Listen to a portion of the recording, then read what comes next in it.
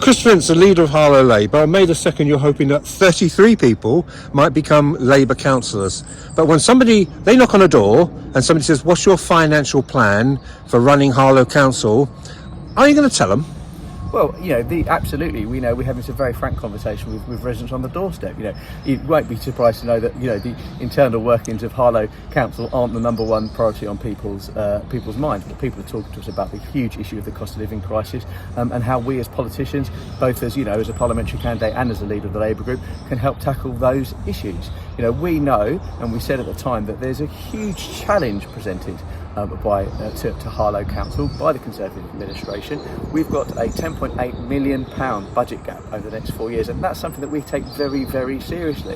What we will do when we're in power, and this is what the conversations that we will have with residents, if and when they do discuss this with us, actually look at how we can transform the council, look at the structure of the council, look at the leadership of the council, look at the many levels that there are at the moment of council officers, and how we can actually transform that structure to actually make sure that it fits for the day-to-day of the here and now.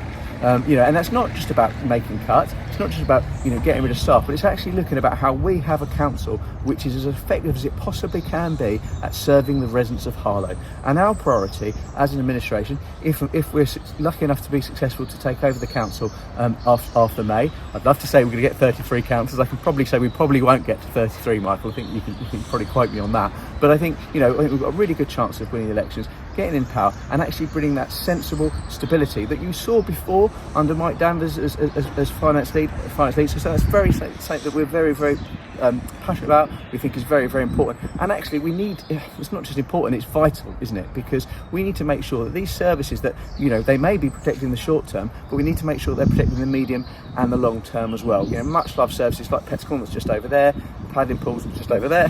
Those services that mean so much to residents of Harlow. So absolutely, we'll be talking to residents about what our plan is for the town, but we also have to be realistic with them as well. So is that realistic or scaremongering? The idea, these shortfalls down these projections you're concerned about. Tony Edwards wrote a letter to us. Yep. Is it scaremongering or is it realpolitik? The figures are there, Michael. We've had 14 years of cuts to local government finances. We may have had a few little bits here and there recently, but actually, the council has lost £60 million over the last 14 years. That's a fact, and we have to take that very, very seriously. And we feel that actually over the last 3 years, the Conservatives haven't taken that seriously. They haven't recognised a lot of the concerns we've raised, and we're now in a situation where we've got a £10.8 million budget gap. We've got to find £10.8 million worth of savings. There are things that we can do, there are things that we will do, but ultimately I think what needs to be the driver is not just about saving money, but actually how can we make the council as effective as possible. Because what we believe really passionately about as a Labour group is actually ultimately we are there to serve the residents of Harlow. Every council does that in their own way, in their ward, and that's something that I feel very passionate about, which is why I'm out knocking on doors in my ward every week. But actually it's about how we serve Harlow as best as we possibly can. So it's about making sure that we've got a council that's for the here and now, really. And we know that some of those council services haven't been reviewed for some time. That's what we want to do. So it is about sitting down, having a meeting, with the chief exec, with the finance lead, and saying, well, what can we do to actually make sure our council is as effective as it possibly can be in the 21st century. But do you think too much of your language is what people can't do and what could go, what could be, blah, blah, and not enough about vision, about what could be created? And do you think that's sometimes your opponents, critics, saying that Labour sucked the life out of the Harlow room? Well, look, I think this is the Conservative spin will be, anything to detract away from the fact that we've got this £10.8 million black hole in council finances that needs to be dealt with.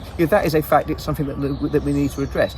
But look, I'm really passionate about Harlow. I'm really positive about Harlow's future. I feel obviously more passionate about that and positive about that future under a Labour government in Westminster and a Labour administration in Harlow. And again, it's not about just cutting things. It's about how we transform council services to really serve people in Harlow. Because we know actually, and it's not talking our town down, it's being realistic about the challenges that we face. They haven't just talked the town down, they've brought the town down. We need to bring it up. We need to support residents across our town. And part of that, and something I believe so strongly about, Michael, is about how we give residents of Harlow that aspiration, that self-esteem almost, that belief that we can actually together make Harlow prosper and be as successful as we know it can be. And Harlow's an incredible town. It's a town I'm so honoured to call my home, and it's a town full of so many incredible people doing so many incredible things. It's how we as a council can support them in their daily lives and achieve what they want to achieve. So regenerating the town centre, is that a good idea or a bad idea?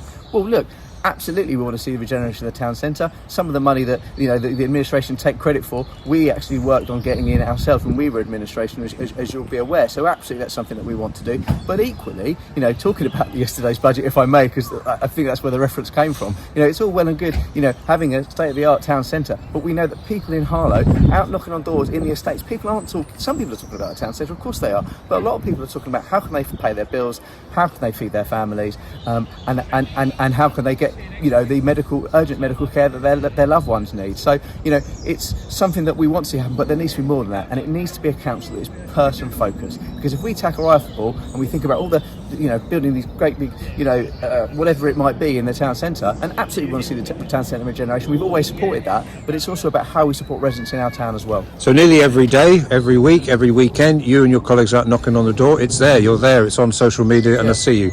Would you say could you give us 3 issues beyond anything else that come up, whether it's Berry Road and Old Harlow or Sumners? What comes up? Well, look, again, I've said to you before, it's absolutely the cost of living crisis. People are worried about how they're going to pay for things.